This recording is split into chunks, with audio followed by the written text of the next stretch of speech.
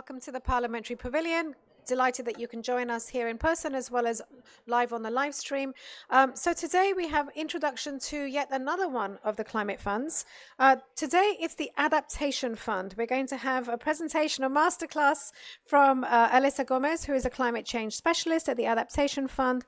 So Alyssa, over to you. Thank you very much. And the presentation is, I think, coming up next. Over here. Thank you.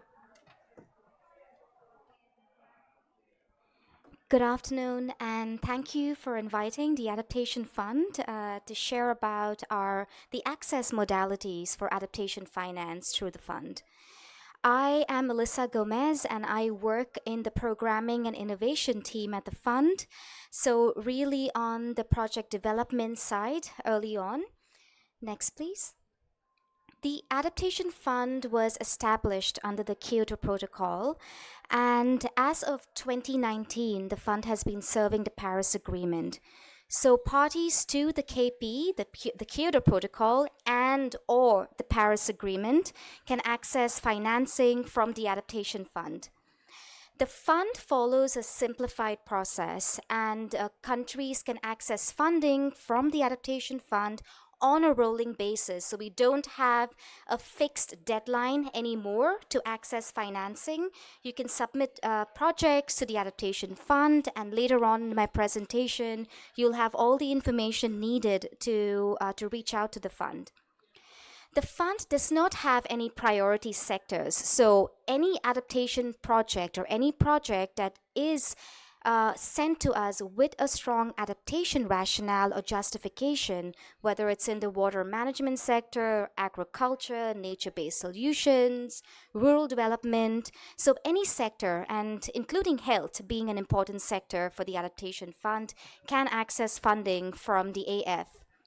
As you can see, that's an overview of the areas where we fund projects, Africa being the largest region where projects are funded, followed by Asia Pacific and Latin America.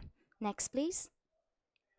So the fund has a mandate to finance concrete adaptation projects. And what we mean by concrete is those projects that have the ability to demonstrate tangible results on the ground, projects that are verifiable, and as well as projects that are easily accessible to local communities.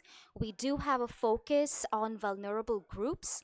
So projects that are in areas that are dominated by indigenous people, the involvement of youth is important, as well as women and other vulnerable groups. Next, please. Some of the strategic priorities of the fund is that the parties have to show that the project is aligned with national strategies and priorities. And this demonstrates really that the projects are country driven and owned by the country. And that's why when a project comes to the technical team, we ask questions like, can you demonstrate alignment with the Sustainable Development Goals and strategies? What's in your national adaptation plan? What are the sectoral priorities, depending on the specific thematic area that the project is funding the adaptation intervention in? Next, please. Here is an infographic of the strategic areas that the fund functions in. You can see three different areas. So we have the action area, and this is really where the concrete projects are situated, where the concrete funding windows are situated. We have the learning and sharing pillar, where learning being an important element, not just in the processes of the fund, but also learning coming out from the projects and interventions themselves. So we're looking at how the project is integrating learning coming out through the project cycle. Finally, the innovation window. So the innovation pillar is two aspects. So the fund has innovated in its processes. For example, the fund pioneered a direct access modality where national implementing entities can access financing directly from the Adaptation Fund. They undergo an accreditation process, so that means that countries don't have to go through a multilateral agency if they choose not to, or a regional agency. That being said, we understand that not all countries have national entities that are accredited with the fund. So in those cases, they can access financing through the multilateral agencies. And innovation also has a number of funding opportunities available, and we'll get into that later. But we have large grants, small grants, and the definition of innovation is quite broad for the fund because of the context that varies across the countries and regions that we function in. Next, please. So here are some of the thematic areas where that projects have been funded on. As you can see, this is a broad list and it is non-exhaustive. Next, please. So this is again a bit more information about the three pillars of the fund. I won't get into details here, but just highlighting that the action pillar, we want to see concrete adaptation interventions. Innovation is innovation in processes as well as in the funding modality itself, and learning and sharing being an integral element throughout all the windows and across the fund processes. Next, please. The fund has a simplified process, so projects can be accepted on a rolling basis all throughout the year. There is relevant information here, and on the later slides, we have email addresses on who you can apply to. All the funding application, the templates, etc., are all on the website. There are some links here to access. And to mention that the governing body of the Adaptation Fund, which is the Adaptation Fund Board, takes decisions on the funding application. The board meets twice a year in the spring, that's in March, April, or in October. But the review process goes on in the area, in the timeline in between those two board meetings.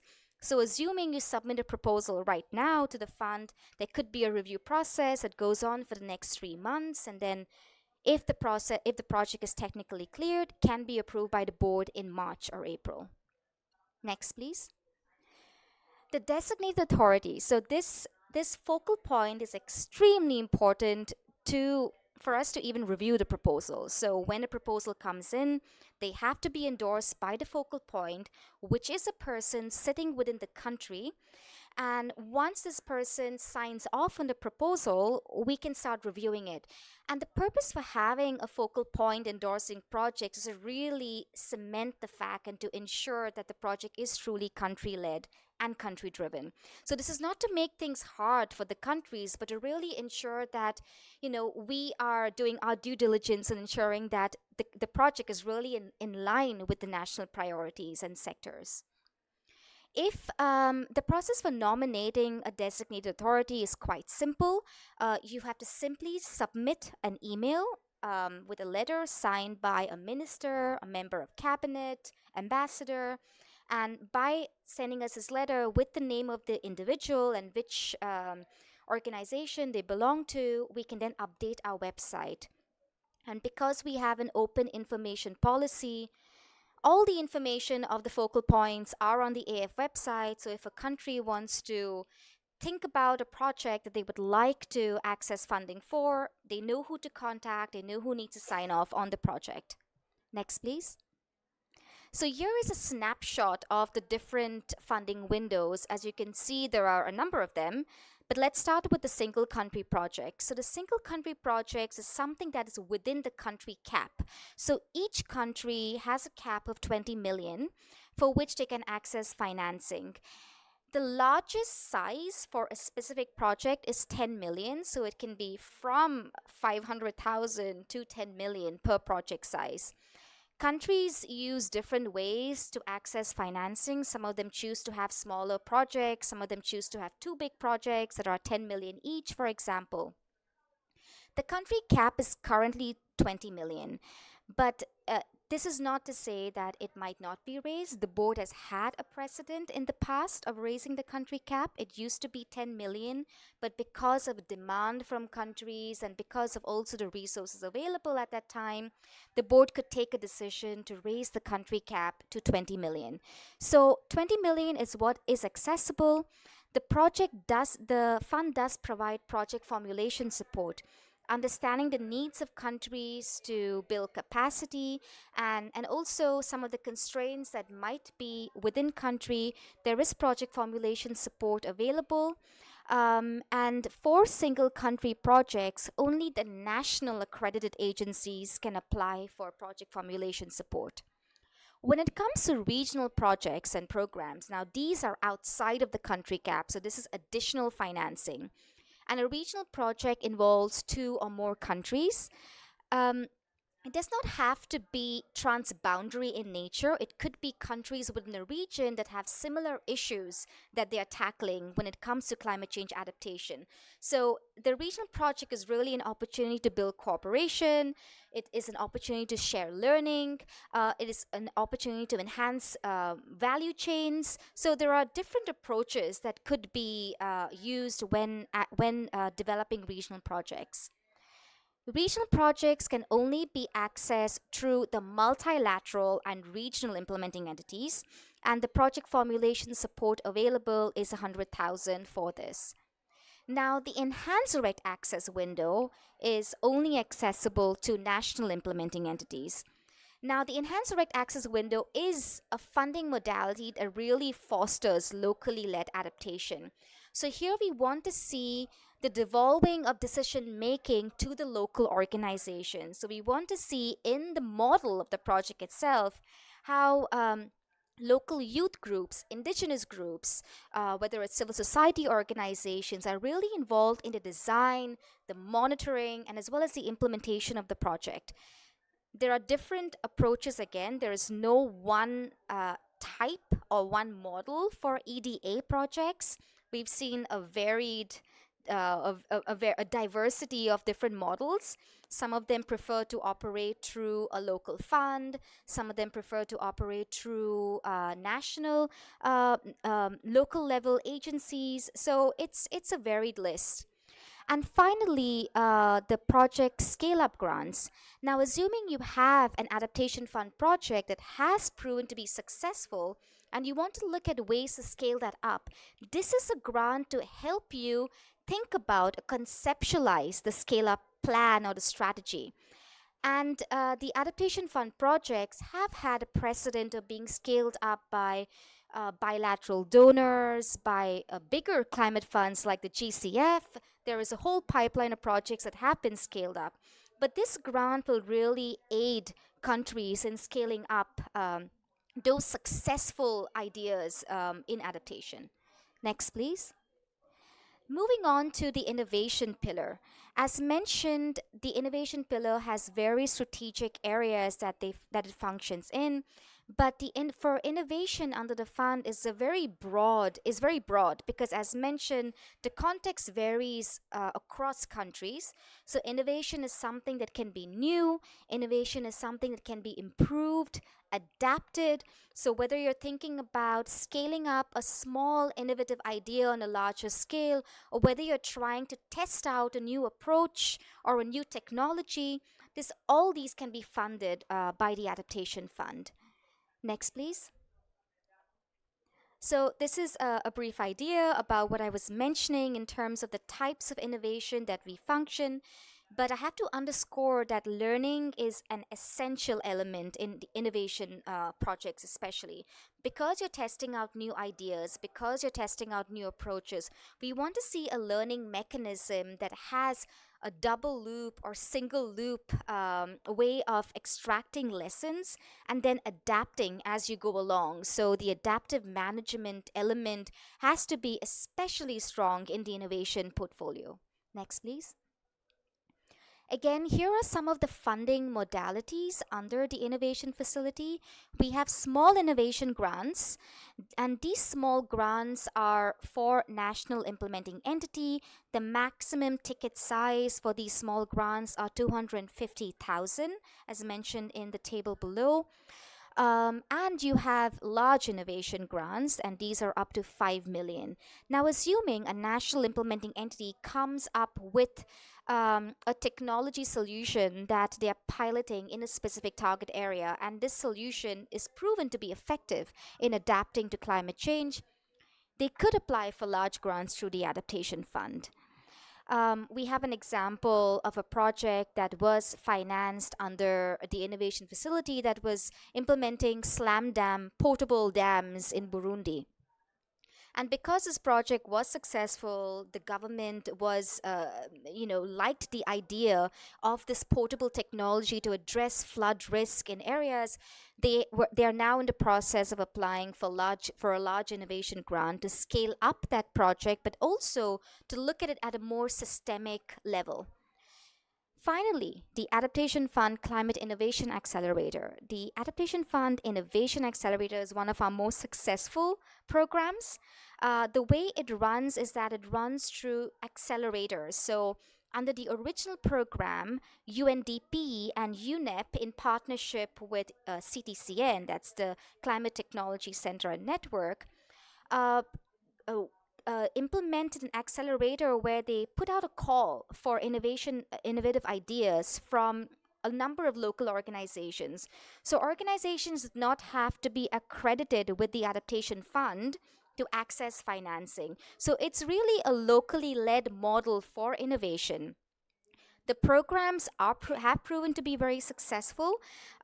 We've had both programs have now crossed the midpoint, and because of the success, the board has now decided to expand the AFCIA partnership. So we have two new partners, the World Food Program and UNIDO, which is the United Nations Industrial Development Organization, that will now also put out calls for accelerator proposals. And to mention that the small grants under the accelerator could also be a pathway, if proven to be successful, to be financed either by the large innovation window of the Adaptation Fund or any other donor or multilateral climate fund that would provide financing on a larger scale. So, again, it's to test out ideas, test out approaches, and scale up successful innovative ideas.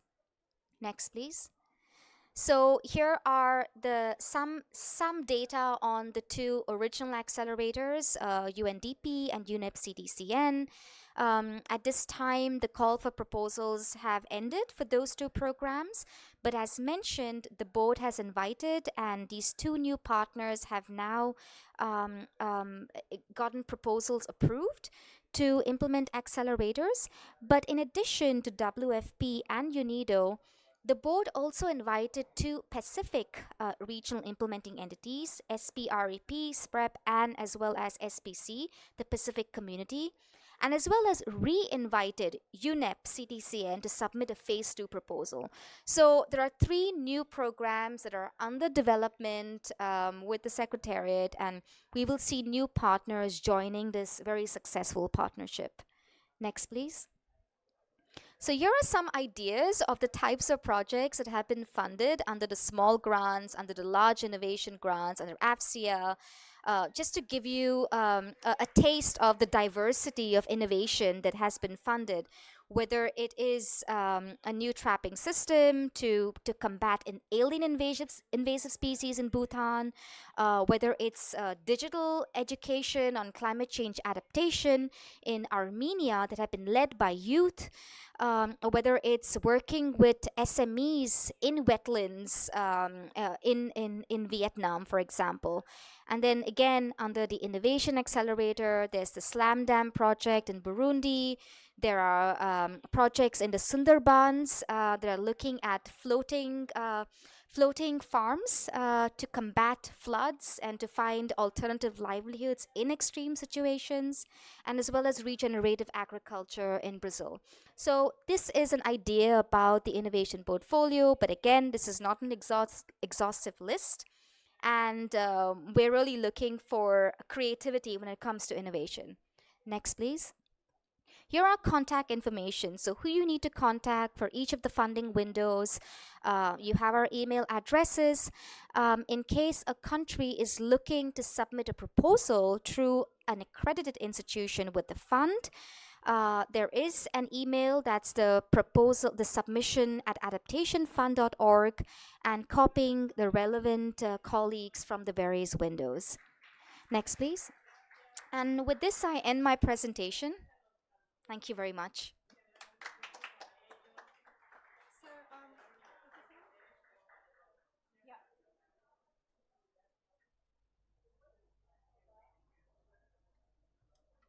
Alyssa, thank you so much. That's hugely informative, and thank you also for sharing the email addresses at the end of it. I have a couple of questions, and there may well be other questions here.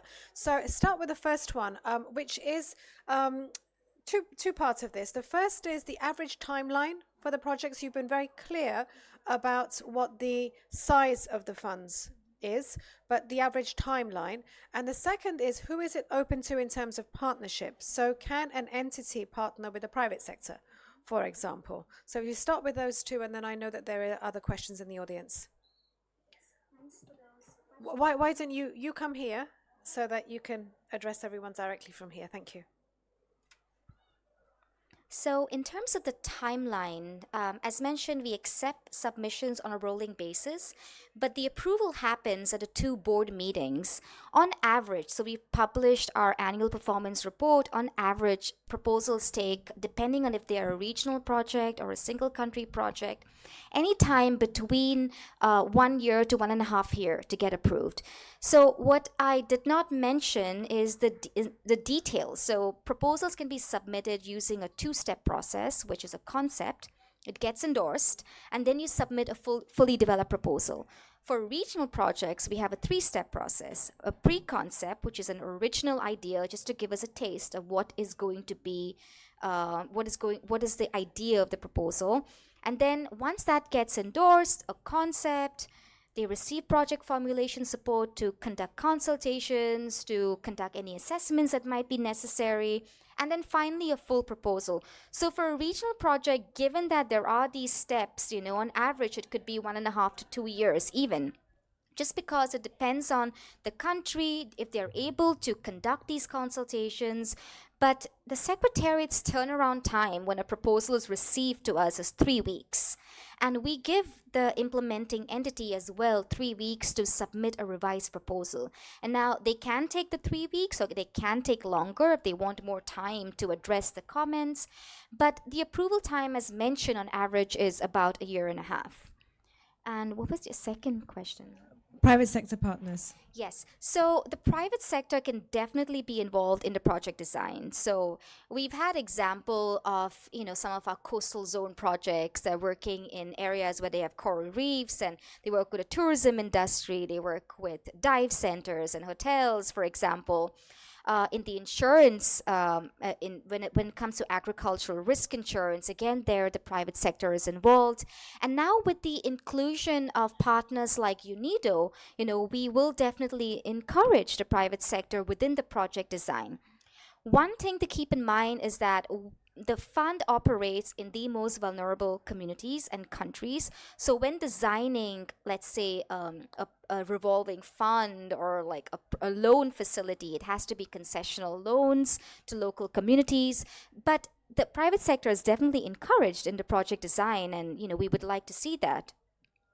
Thank you very much. I know there are questions in the audience. Let's start with the first one here.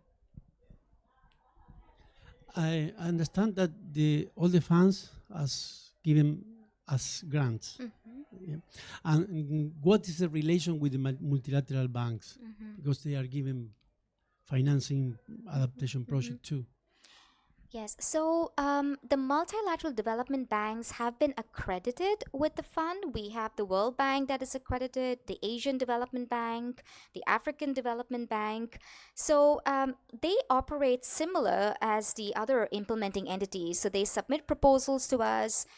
They each have their areas of specialization and regions that they work in, and they function as regular adaptation projects, but it's just the implementing partner is the MDB. Sorry? Do you redirect the proposal to them if it's more suitable for the multilateral development banks? Well, so the multilateral development banks access funding from us. So they will submit the proposal on behalf of the country. And then, it's a regular review process with the MDB.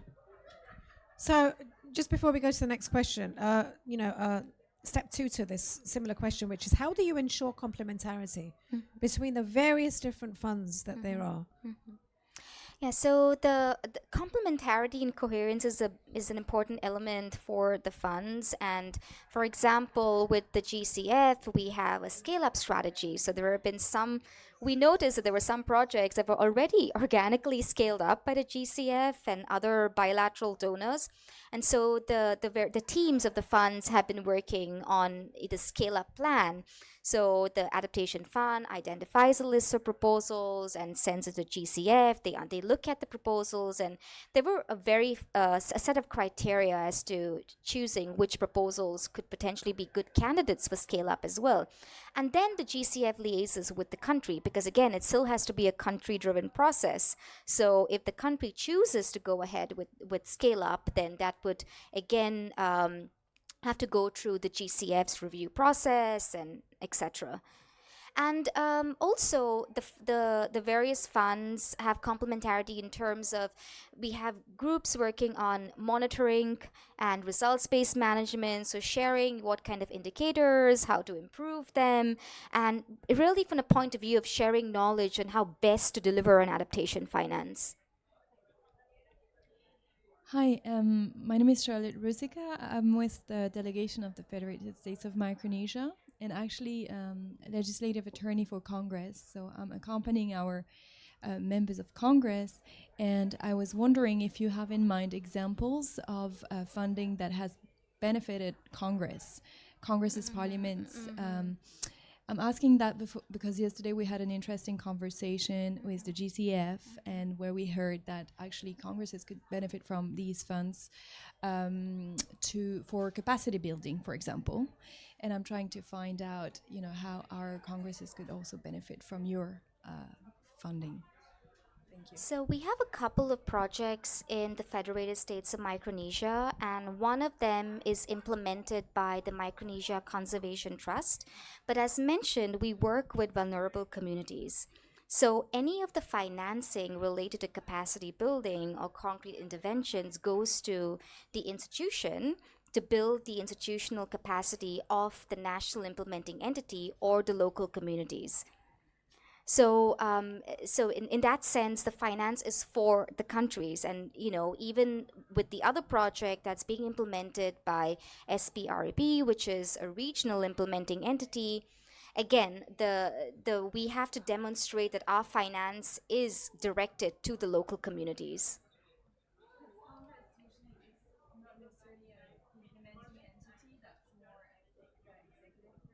Mhm.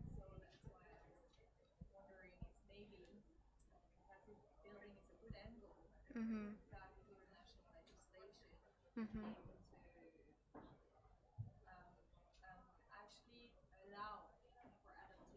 Mhm. Well, within the projects in country themselves, they work with various branches of the governments, but it has to be linked with specific outcomes of the project, so they don't just happen in isolation. And what we see is that the capacity building that happens through South-South cooperation. So, Micronesia, let's say that they're building the capacity of other Pacific islands like Tuvalu or others. So there is this dialogue, and the Adaptation Fund, through its readiness program, which is a very important program for the fund, right from the accreditation stage to the project design, through the implementation, and even to the end, the project closure. So there is capacity building done for a national implementing entity. So we have conferences, every year on various funding windows.